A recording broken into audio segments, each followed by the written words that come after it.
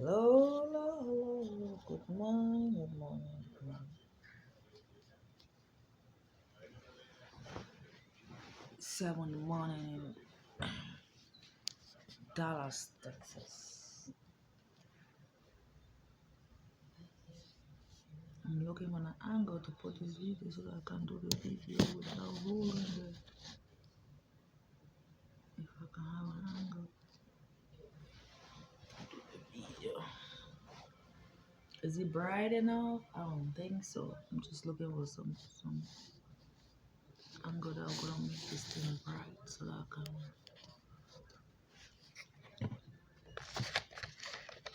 I don't want to be holding it when I'm talking. So I'm trying to see if I can do this without holding it. Sorry. I want to talk about something that is very follow.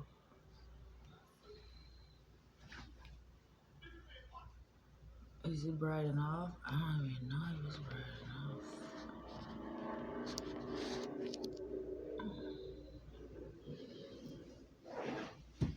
Are we clear? Are we bright enough? Can you see me?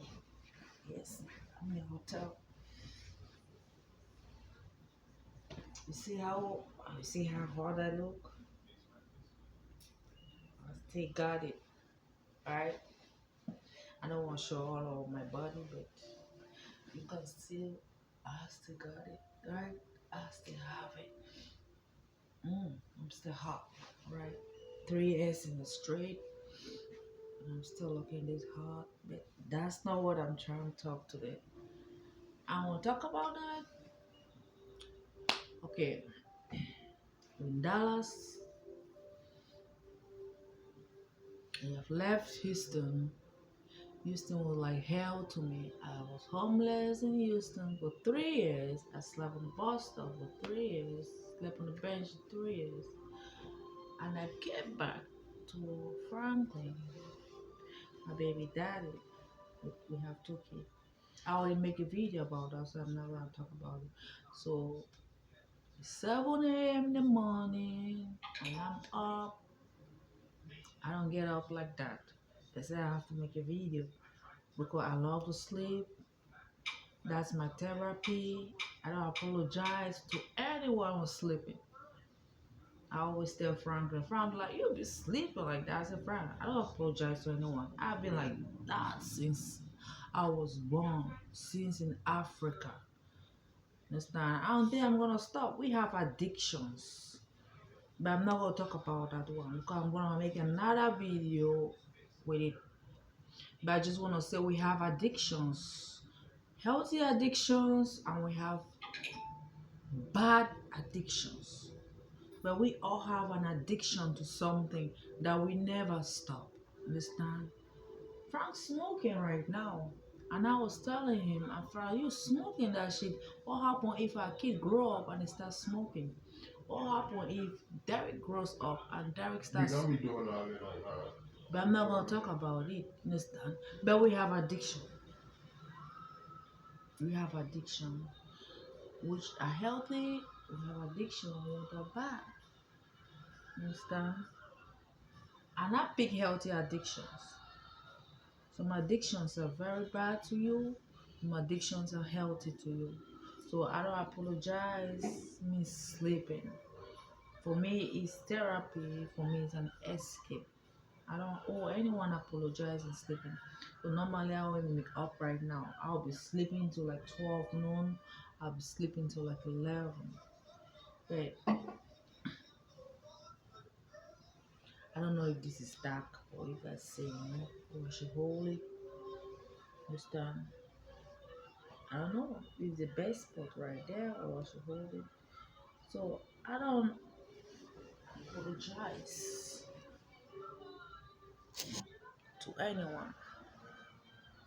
Is this the best spot or where I did? I don't apologize for sleeping. Understand? I think that's the best spot. I'll do it this way. I don't want to hold it.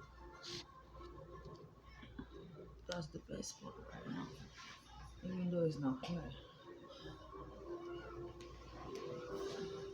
So, but the topic today is not any of that shit. The topic today is about mental health problem. I don't like diverting. Topic today is about mental health problem. Mental health is not a crime. You should not annihilate or avoid or throw somebody because you think they have a mental problem. It is not a crime to have mental problem. When I came to America, I make a video. So I came, I was 29, but I'm not really sure. But I know I came in America, I was around 28 years to 29 years old. I was like, oh, I graduated. I went to school in Africa before I came here. 28 to 29 years old, that's when I was in America. Do you know the first job I had? I work with people with mental health. That was the first job they gave me when I came in America. When I came here, I was supposed to live in Atlanta, but the people who were supposed to receive me did not receive me. So I ended up landing myself in Washington, D.C., Maryland. I stayed in Washington, D.C. for 3 years before I moved to Boston. So this is the third city that I am staying in, Dallas, Texas. So I landed, the first city I came was Washington, D.C., Maryland. I stayed there for 3 years, and I was staying with some strangers who took me in. I consider them good Samaritan. I stayed with them for 1 year, understand? And the first job I had was taking care of sick people. I was a caregiver, one-on-one. When you are say mental problem, you are a caregiver, you take care of these people one-on-one, because this is a health problem that can get you infected, that can get you sick, that can be crossed to another person. So you treat the people one-on-one. So I had a client that was giving to me one-on-one. He was on a wheelchair. That dude was heavy. They had all kinds of illnesses. They have all kinds. They have their own houses. They have money allowances. They have paycheck. They have everything. They have how America is funding these people. You don't play with it. If one of these people died, America will take you to jail. I was being threatened by my manager. I was being threatened by my supervisor. I was being threatened by the owner of that company, Mr. Paul. He came, he said, I'm going to fire you and I'm going to send you to jail if one of these people died. America don't play with mental disability people. These people are even treated way better than us who have a sanity and normal. America, I don't play with these people. I already told you, mental problem is not a crime. Homelessness is not a crime, and prostitution is not a crime. It is not a crime. That's a habit you cultivate. That's a habit we have. I'm talking about real crime rate by killing people. You understand? So that is the first job I got.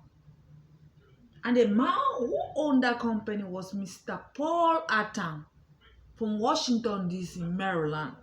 I started with $12 paycheck. Mr. Paul, he's a Cameroonian.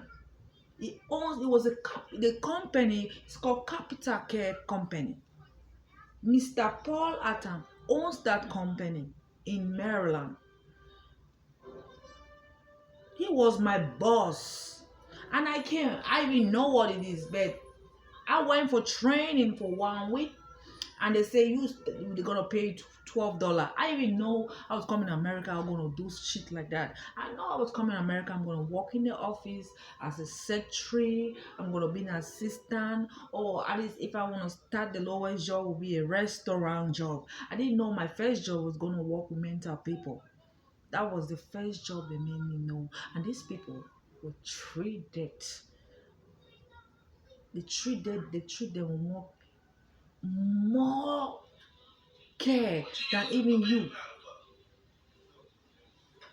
You understand? You cannot throw your family because you think they are sick. You cannot throw them because you think they have HIV.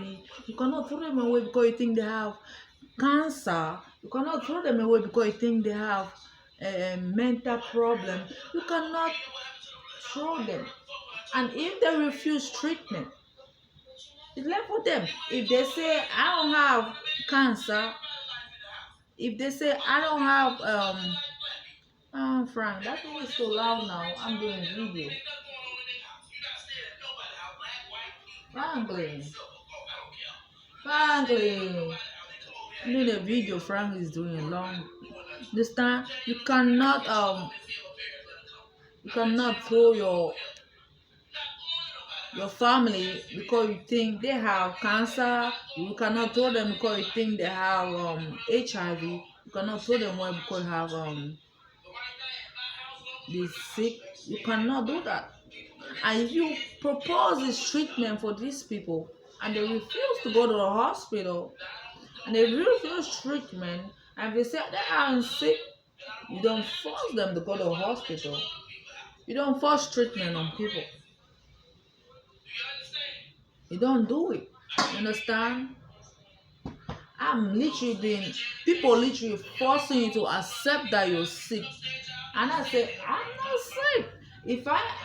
If I am sick, I will feel it.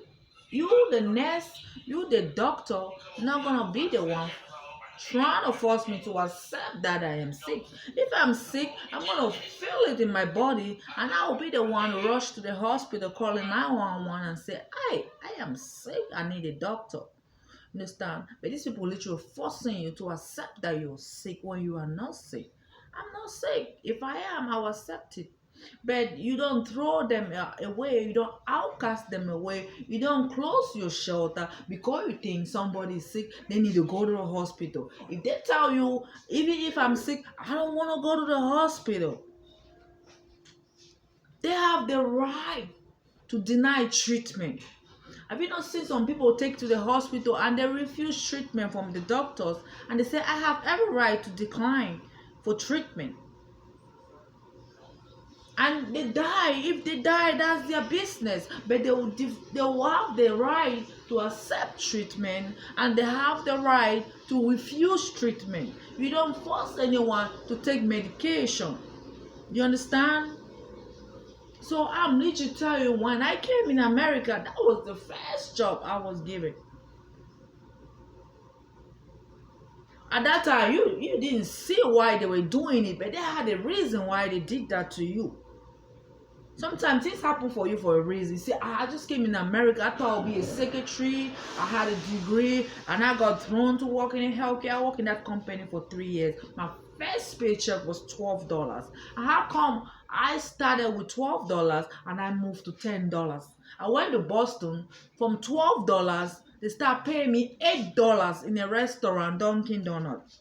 That was the second job I got. But I'm going to make a video with that because that's not it.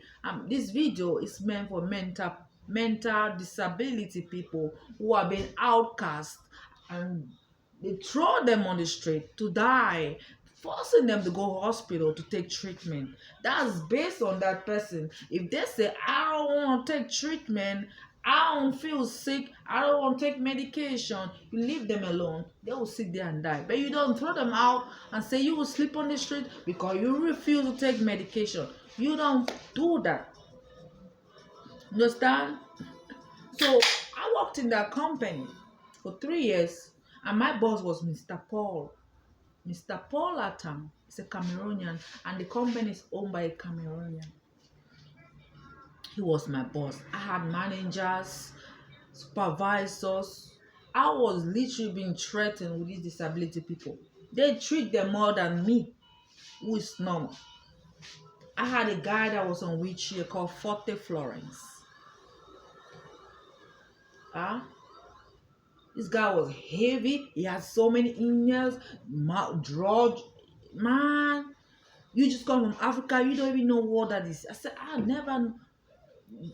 Washington, that's the business going on in Washington. So many healthcare in Washington with disability, sick people, and the government have provided them everything. They give them houses, they give them allowances, they give them paycheck, they give them food, they go for monthly checkup, they go for weekly checkup.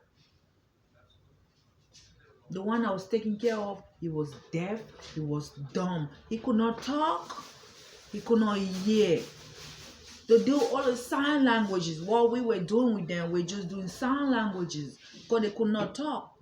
We wear them diaper, they would shit in their diaper, they pee in their diaper. All we were taking care of them, we have to change them because he was disabled, he could not walk, was sitting on a wheelchair. So we had two shifts. I was working the middle shift. I was working 3 p.m. to 11, and the people were working the morning. So before we leave, we have to shower them and change them and put them in new clothes and put them in a bed because they cannot shower themselves and they cannot change their diapers. They will shit and pee. We have to change their diaper. We have to shower them. We have to put them in new clothes. And we have to put them in. I make their meal. I cook their meal, healthy meal, and puree it because they don't even have teeth. And then you feed them, you wash their dishes, and then you put them in bed. You take their laundry, you go downstairs, you do their laundry, you fold it. They behave, they treat them like normal people. You fold their laundry, you fold their clothes, you put them in their rooms. You take their trash, you take it outside, you clean their apartment. They don't even have apartments. Some have apartments, some have houses. They own houses. And you talking about somebody who is functionally normal, don't even own houses in America. That's how America would go. So I'm just saying, mental disability, mental illness is not a crime.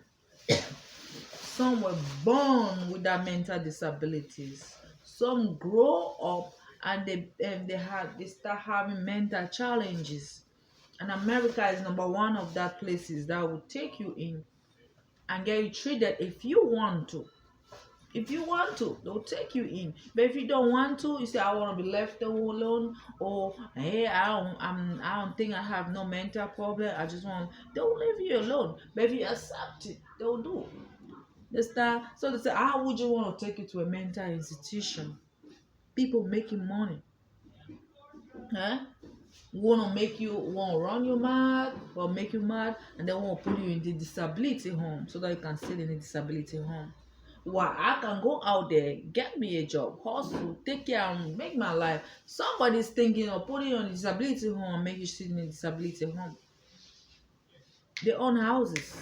They have monthly allowances. The money my manager was giving me for these people every week was $200 cash. It wasn't credit card, it wasn't debit card.